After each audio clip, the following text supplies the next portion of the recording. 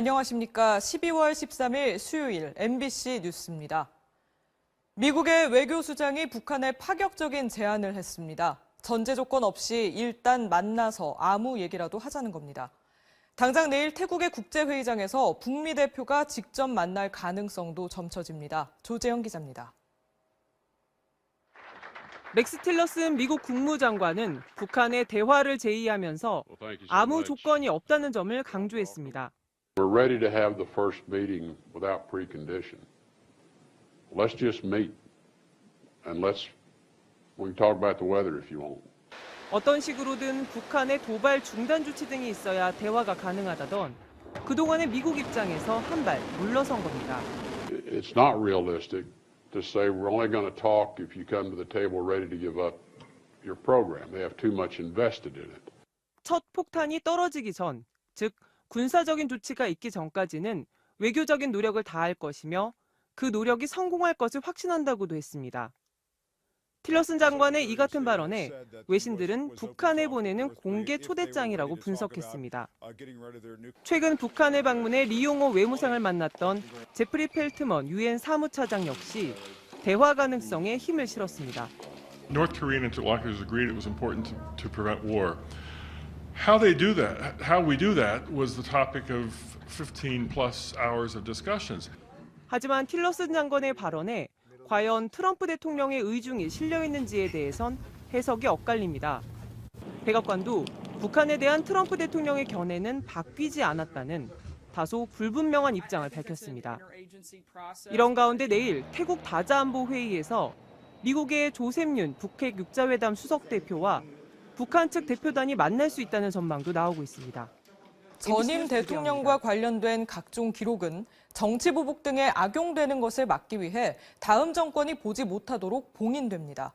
그래서 처벌 조항도 상당히 강력한 편입니다. 하지만 실제 기록물이 유출됐는데도 공소시효의 벽에 가로막혀 사건의 전말을 밝히지 못하는 일이 벌어졌습니다. 곽승규 기자입니다. 18대 대선을 닷새 앞둔 지난 2012년 12월 14일 부산 서면 유세. 김무성 의원은 2007년 정상회담에서 노무현 전 대통령이 사실상 NLL을 포기하는 발언을 했다며 문재인 후보에 대한 공세를 폈습니다.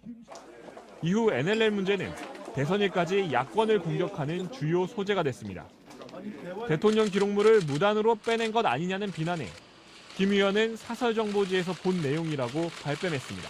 지라시 형태로 대화록 중에 일부다 하는 그런 문건이 2013년 기록물 유출 수사가 있었지만 검찰은 김 의원을 단 한 차례, 그것도 수사 결과 발표 이틀 전에야 불러 조사했고 결국 무혐의 처분을 내렸습니다. 하지만 국정원 개혁위는 지난달 6일 김무성 의원의 발언은 정상회담 대화록을 의도적으로 왜곡해 청와대에 보고한 국정원 문서와 내용이 거의 일치한다며 검찰에 수사를 의뢰했습니다. 국정원이 만든 NLL 대화록 발췌본이 청와대를 거쳐 새누리당과 김 의원에게 전달돼 대선에 활용됐을 가능성을 보여주는 겁니다. 이 같은 유통 경로가 확인될 경우 3년 이하의 징역, 2천만 원 이하의 벌금형이 가능합니다. 하지만 더 이상 수사는 이루어지지 못하게 됐습니다. 공공기록물 관리법 위반에 대한 공소시효는 5년, 김 의원의 위법 행위를 조사할 수 있는 기간이 딱 오늘 밤 자정까지이기 때문입니다. 국정원 개혁위에서 청와대로 유출됐다고 얘기를 했었잖아요. 청와대로. 그런 내용은 나는 알 바가 없습니다. 국정원 개혁이 수사 의뢰에도 불구하고 검찰의 빈약한 수사 의지 탓에 NLL 대화록 유출 사건의 전말은 결국 영원히 미궁 속에 남겨지게 됐습니다. 세월호 참사 이후 MBC는 각종 오보와 엉터리 기사로 유가족들의 마음에 깊은 상처를 줬습니다. 3년 반이 넘어서야 MBC 경영진이 사죄에 나섰는데 유가족들은 제대로 된 방송을 해달라고 당부했습니다. 이세옥 기자가 보도합니다. 전원구조 오보에서 유가족 참여와 막말까지 3년여간 MBC 보도는 세월호에 전혹했습니다. 백목항에서 나를 2번 죽인 건 여러분들의 사장이 아니고 그 현장에 있던 바로 여러분들이었습니다. 그럼에도 유가족들은 언론이 권력에 굴복할 때 고통을 받는 건 국민이라며 공영방송 종사자들의 뒤늦은 저항에 힘을 보탰습니다. 여러분들의 삶을 내걸고 그래서 공정한 언론의 독립성을 따내야만 오늘 선임된 MBC의 신임 경영진들이 첫 일정으로 안산 합동 분향소를 찾았습니다.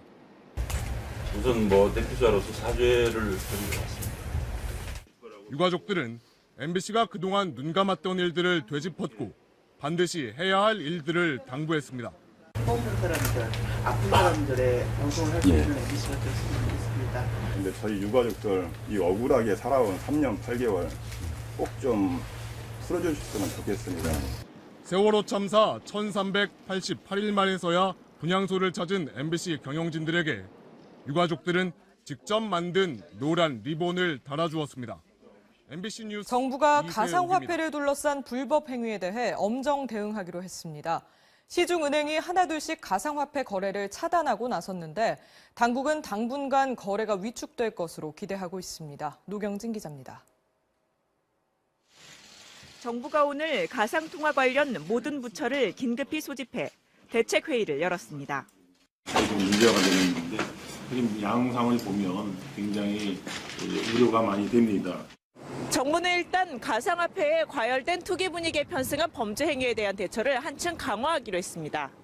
투자금을 다단계로 모으거나 사기성 거래를 유도하는 행위 등도 집중 단속하기로 했습니다. 금융당국은 가상통화 거래를 법 테두리 밖에 있다고 보고 유사통화 거래 행위란 항목을 추가해 제재하는 법 개정도 추진하고 있습니다. 다만 가상화폐 거래소가 소비자를 보호하는 장치를 갖춘다면 예외적으로 거래를 허용하기로 했습니다. 고객 자산을 구분해 금융기관에 맡기고 이용자 실명 확인, 거래 정보 공개, 미성년자 금지 등이 요건입니다. 너무 광풍이 불고 있는 이 거래 자체를 좀 진정시키고 이후에 가상통화의 유용성에 대해서 좀 더 검토하고 정부의 바쁜 움직임에 시중은행이 먼저 반응하며 발을 빼고 있습니다. 산업은행과 우리은행이 가상계좌를 전면 폐쇄하기로 했고 IBK 기업은행, 신한은행도 신규 가상계좌 개설을 중단하기로 했습니다. 고객정보 유출 사건이 하나 있었고요. 사고의 위험성 때문에 정부와 제도권 금융까지 일제히 나서면서 가상화폐 과열 양상이 다소 진정될 거란 기대감이 나오고 있습니다. 문재인 정부의 대표적인 주거 정책이 임대주택 200만 가구 공급입니다. 지난달 공공임대주택 85만 가구를 신규로 공급하겠다고 했는데 아직 많이 모자라죠. 그래서 오늘 민간 분야에서 임대주택을 확보하기 위한 대책을 내놨는데 염규현 기자가 설명해드립니다. 이번 대책의 핵심은 집을 여러 채 가진 집주인이 임대업 등록을 하면 각종 혜택을 주겠다는 겁니다. 취득세와 재산세를 최대 85%까지 감면해주는 혜택을 3년 연장하고 이외 부동산 관련세를 추가로 깎아주고 건강보험료도 인상분의 80%까지 돌려줍니다. 집주인을 향한 이런 혜택은 결국 세입자를 보호하기 위해서입니다. 등록된 임대주택에 살면 통상 2년인 계약기간을 최장 8년까지 연장할 수 있고 집주인 마음대로였던 임대료 인상도 연 5% 이내로 제한됩니다. 대다수 세입자들은 소위 전월세 난민이 된 지 오래입니다. 서민을 위한 최우선 민생 대책이 주거 안정일 수밖에 없는 이유입니다.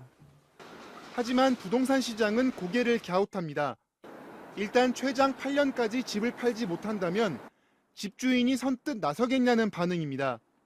세금을 깎아준다고 해도 200~300이 문제가 아니라 내가 팔고 싶을 때 팔고 또 그 양도 차이가 또 크니까. 주거 수요가 높은 서울 등 주요 지역의 경우 오히려 정책 효과가 제한적일 수 있다는 주장도 나오고 있습니다. 혜택이 주로 공시지가 6억 원 이하 주택에 집중돼 있는데 이미 서울의 평균 아파트 값이 그 수준을 넘었다는 겁니다. 다주택자가 집을 내놓게 한다라든가 하기에는 좀 약한 정책이고 추가로 나올 대책들이 여러 가지가 있는데 거기에 따라서 향방이 정해질 가능성이 높습니다.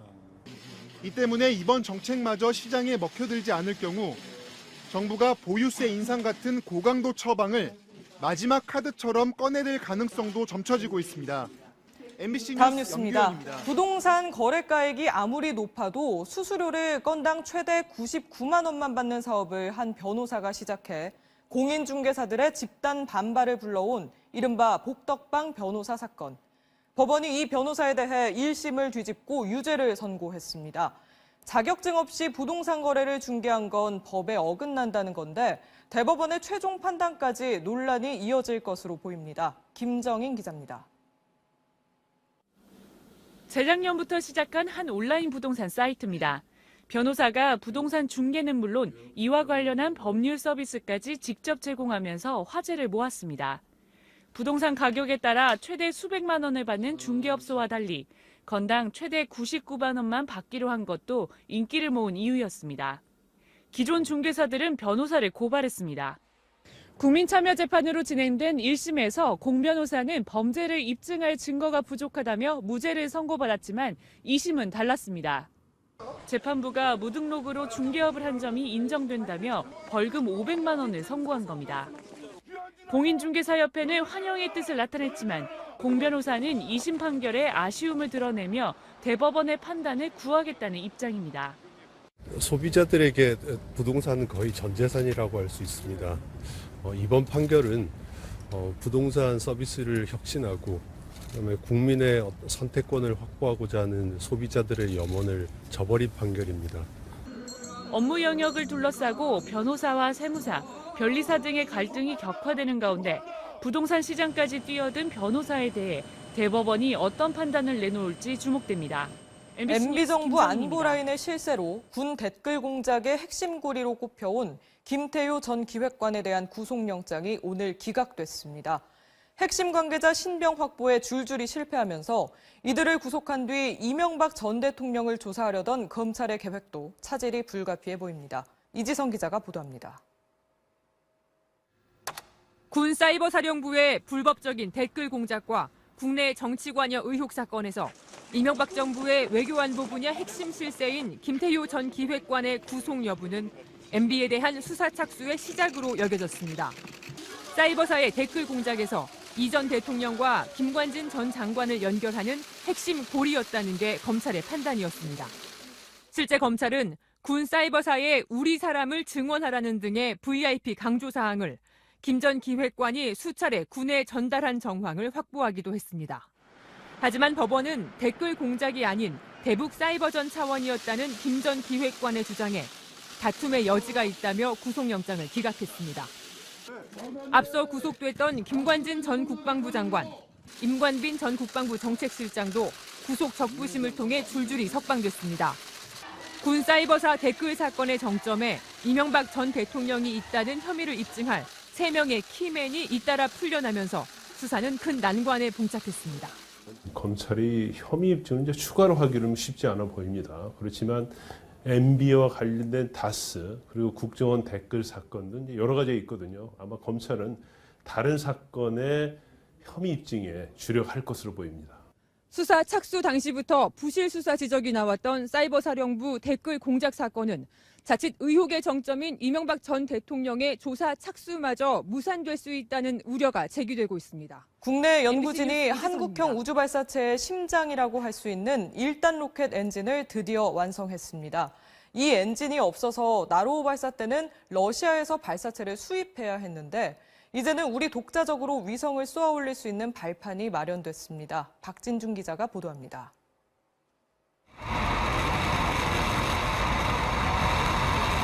우리 독자 기술로 만든 75톤급 우주발사체 엔진이 굉음과 함께 불기둥을 내뿜는 모습입니다. 3000도의 고열과 극한의 압력에도 거뜬히 버텨냈습니다. 엔진을 실제로 발사체에 실어 우주로 날려보내도 되는지를 결정하는 최종 테스트를 통과했습니다. 대한민국의 첫 우주로켓 엔진이 완성되는 순간입니다. 이 엔진은 현재 개발 중인 한국형 발사체의 심장입니다.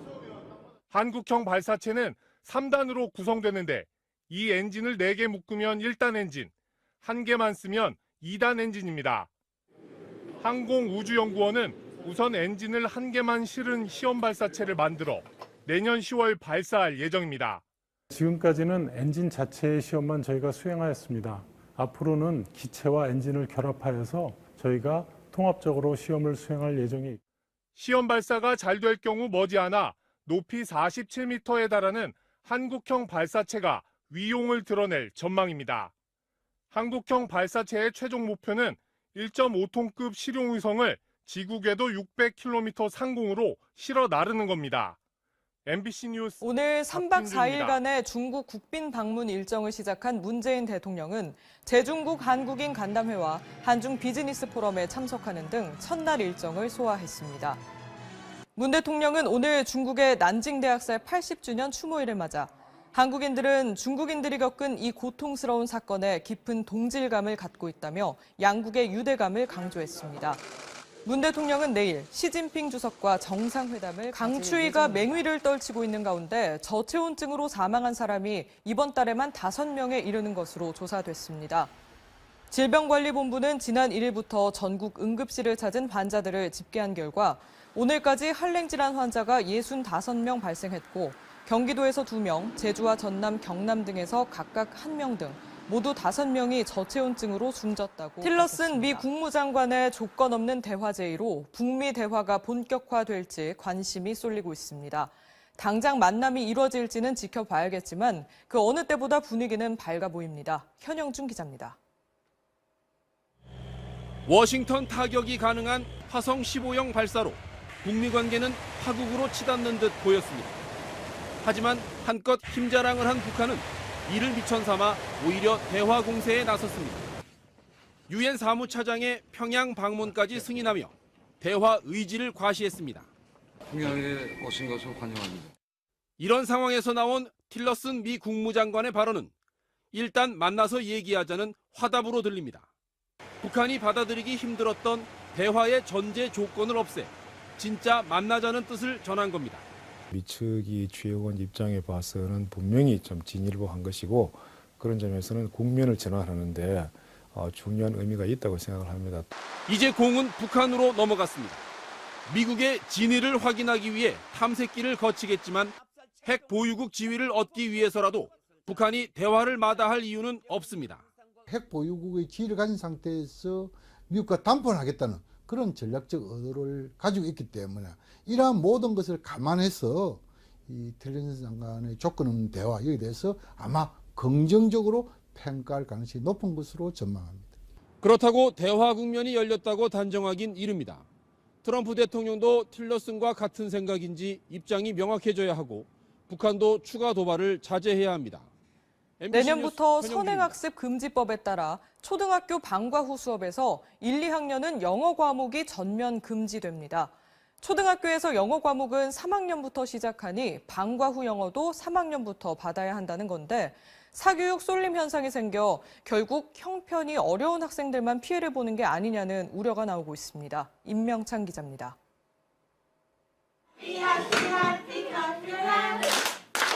초등학교 1학년 아이들이 정규 수업이 끝난 뒤 학교에서 방과 후 영어 수업을 하고 있습니다. 수강료가 월 평균 10만 원 수준으로 사설 학원보다 절반 이상 저렴해 학부모들의 만족도도 높습니다.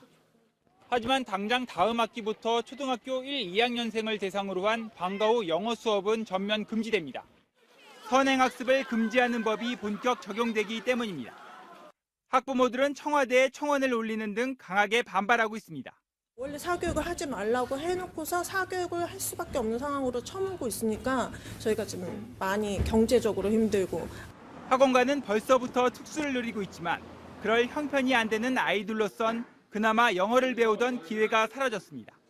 정부는 방과 후 수업비로 저소득층 가정에 1년에 60만 원씩 지원하는데 이 바우처로 영어를 배우는 아이들의 비율은 학교당 많게는 20%에 달합니다. 그런 친구들은 이번에 1, 2학년이 아예 못 듣게 되면은 아예 그런 교육의 기회마저 박탈되는 거죠. 값비싼 영어 학원과 과외가 허용되는 현실에서 선행학습을 막는다는 명목으로 공교육만 축소한다는 지적도 있습니다. 어떠한 노력도 기울이지 않은 상태에서 유예기간 끝났으니까 그냥 폐지다. 이것은 매우 무책임한 태도죠. 가난 때문에 생기는 교육 격차를 줄이는 정책적 배려가 필요한 대목입니다.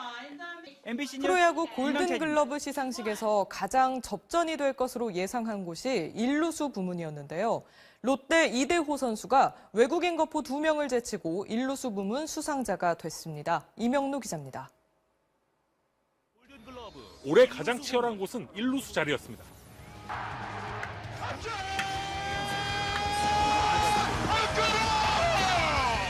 강타자의 상징인 3할 30홈런 100타점 타자는 4명. KBO 리그 대표 4번 타자인 롯데 이대호와 성적만큼은 이대호보다 좋았던 한화 로사리오. 타점왕 타이틀을 가진 삼성 러프의 3파전이 예상됐습니다. 여러 평가들이 있겠지만 그래도 1루 하면은 이대호가 아닐까 싶습니다. 성적이 지금 다른 선수들이랑 많이 차이가 나기 때문에 이건 두말할 필요 없이 당연히 로사리오 줘야 된다고 생각합니다. 선수의 가치를 평가하는 기준이 다양해지면서 팬들의 예상이 엇갈렸는데 최종 수상자는 6년 만에 5번째 황금 장갑을 품에 안은 이대호였습니다. 솔직히 오늘 받을지 모르고 축하해 주려고 왔는데 받을 줄 알았으면 나비 넥타이 메고 올 걸 후회가 됩니다. 메이저리그에선 작년 트라웃이 2위 선수보다 홈런 타점이 뒤지고도 MVP가 되는 등 종합적인 지표를 감안하는 분위기입니다. 반면 우리의 경우 아직까지 세부 통계보다 지명도나 인기가 반영되는 게 사실입니다. 한국 선수인 저한테 많은 표를 주신 것 같고 저도 외국에 갔다 와 보니까 아무래도 그런 좀 프리미엄이 있는 것 같습니다. 정규리그 MVP 양현종은 투수 부문 골든글러브까지 차지해 올해 최고의 선수임을 다시 한번 공인받았습니다. 오늘 국회에서는 새로 선출된 자유한국당 김성태 원내대표를 포함해 여야 3당 원내대표가 국회의장과 만났습니다. 첫날부터 긴장감이 대단했습니다. 자유한국당이 강경투쟁을 예고하면서 정부 여당이 추진하는 개혁 민생법안 처리를 놓고 어려움이 예상됩니다. 김수진 기자입니다. 정부와 여당은 고위공직자 범죄수사처, 즉 공수처 설치 법안을 이른 시일 내에 처리하려 합니다. 대통령과 정무직 고위공직자의 범죄를 수사하는 독립적인 기구를 통해 검찰로 집중된 권한을 분산하고 이를 통해 검찰을 견제한다는 겁니다. 견제받지 않는 검찰 권력을 개혁해야 한다는 국민적인 공감대는 작년 촛불 집회 이후 형성돼 있다고 정부는 보고 있습니다. 국정원 개혁안도 여당의 핵심적인 개혁 입법으로 꼽힙니다. 대공수사권을 폐지하고 정치 관여에 대해 처벌을 강화하는 내용이 골자인데 국정원 댓글 사건 등 정치 개입이 드러나면서 국정원 개혁도 필요성에 대해 국민적인 공감대가 확산되고 있죠. 이 밖에 건설 노동자의 고용 개선법, 임차인 권리를 보호하는 상가 임대차 보호법, 가습기 살균제 피해 구제법 등 민생 현안이 산적해 있습니다. 하지만 처리가 쉽지 않아 보이는데요. 오늘 국회에서 각 당 원내대표와 의장 간 회동에서도 긴장감이 팽팽했습니다. 야당은 대여 투쟁력이 게으른 야당은 뭐 존재의 가치가 없죠. 춤추며 싸우는 게 우리 대기민족의 전통입니다. 우리가 싸우더라도 춤을 함께 출 수 있어야 된다 이렇게 생각합니다. 네, 국회 출입하는 김수진 기자 나와 있습니다. 김수진 기자, 정부 여당이 추진하는 개혁 민생 법안들 어떻게 처리가 가능한 겁니까? 네, 일단 공수처 신설 법안은 민주당과 국민의당, 바른정당, 정의당이 모두 동의하고 있습니다. 그렇지만 자유한국당은 공수처 법안뿐 아니라 국정원 개혁안에도 반대합니다. 좌파의 음모론적 시도라고 반발하는 건데요. 공수처의 경우 검찰 개혁을 이유로 좌파의 검찰청을 하나 더 만드는 것 아니냐는 거고요. 또 국정원법에서 대공수사권을 폐지하면 안보에 문제가 생긴다고 주장하고 있습니다. 그렇지만 이에 대해 여권과 학계 등에선 반개혁적인 발상이라고 재반박하고 있는 상황입니다. 임지봉 서강대 교수의 인터뷰를 한번 보시죠. 우리나라 검찰처럼 수사권과 기소권을 독점하고 있는 검찰 제도를 둔 나라는 외국에 거의 없습니다. 이렇게 막강한 권한을 가진 우리 검찰이 이제껏 불공정 수사 혹은 제19 감싸기식 수사를 해왔기 때문에 네, 법안들이 장기 표류할 가능성도 있겠군요. 네, 민주당은 선거구제와 개헌을 고리로 야 3당과 연대해 입법을 추진하려 하고 있지만 한국당이 워낙 강경해서 말씀하신 대로 내년 지방선거 이후까지 표류할 가능성도 있습니다. 네, 그리고 이번 임시국회에서 최경환 의원 체포 동의안은 처리 가능성이 낮아졌죠? 네, 여야 3당 원내대표가 오늘 만나서 22일에 체포 동의안을 본회의에 보고만 하고 표결 없이 23일에 임시국회를 종료하기로 했습니다. 체포 동의안을 처리하려면 본회의 보고 후에 본회의 일정을 따로 잡아서 표결을 해야 하는데 이 일정을 안 잡은 거죠. 이렇게 되면 검찰은 임시국회가 끝나는 대로 언제든지 최 의원을 구인하는 등 알아서 신병 확보를 할 수 있는 상황이 됩니다. 네, 그럼 공이 검찰로 넘어간 셈이네요. 네, 그렇습니다. 네, 김수진 기자였습니다. 잘 들었습니다.